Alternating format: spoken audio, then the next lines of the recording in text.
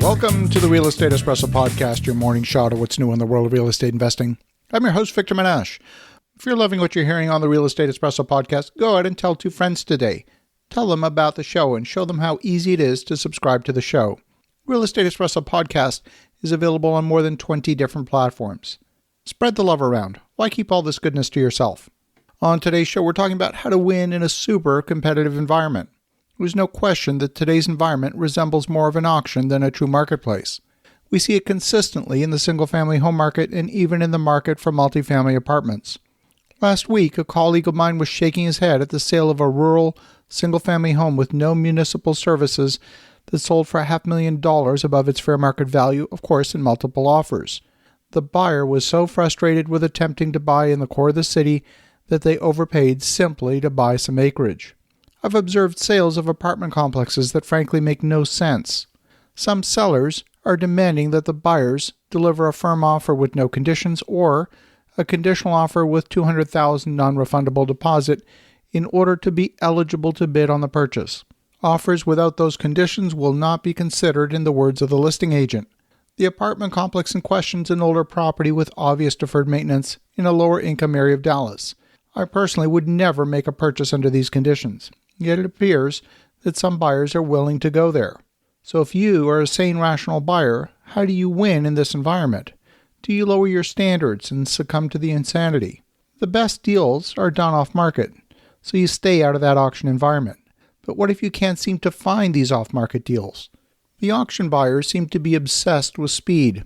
They want to see a new listing. They will offer on a listing that's only hours old. If a listing's been on the market for 30 days or longer, the auction buyer automatically assumes there's something wrong with the property, that the property's been rejected by the competitive buyers. It can't possibly be a deal if it's still on the market after all this time. But what if that assumption's incorrect? Let's say that a property goes on the market and sells conditionally in that hot market environment. The clock starts ticking, and that shiny, fresh new listing is accumulating days on market in the listing. Now imagine that the buyer has been making multiple offers on more than one property at the same time, with the hopes of playing a numbers game. If there's 20 buyers for every property, then the buyer's going to have to make multiple offers in order to get one accepted. But statistics don't work quite as cleanly as that in the real world. Some buyers will have more than one accepted offer when in fact they only want to purchase one property, not 2 and not 3. Those extra contracts are going to get canceled. I want you to put yourself in the mind of the seller for a moment. You thought you had a buyer. You know how competitive the market is. Yes, there's a buyer condition on the sale, but you expect the condition to be waived and for the contract to become a firm contract. Imagine the seller's surprise when the contract is canceled. The cancellation introduces uncertainty into the sale process. What is it that the seller wants at this stage? They want certainty. Certainty is going to be more important to them than a few thousand extra dollars. You have the entire auction marketplace looking with anticipation at new listings.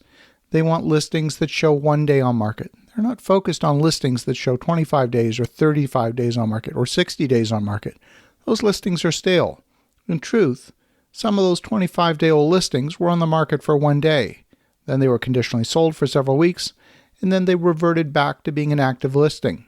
In truth, they've only been on the market for 2 days, but the listing shows 25 days because they were conditionally sold for 23 of those 25 days. The number of buyers for the stale listing is reduced dramatically. You might be the only bidder for a property that just came back to active listing status. So how do you ensure that you get a good shot at these properties? Well, you track the properties that show as being under contract. You let the broker know that you're a patient buyer and that you're interested if the property goes back on the market. You're in a different category than the other offers that were ultimately rejected 25 or 30 days ago. Those buyers have moved on to other properties. You're in fact at the front of the line to buy a canceled contract. In an environment where properties are selling above asking price, some relative bargains are possible.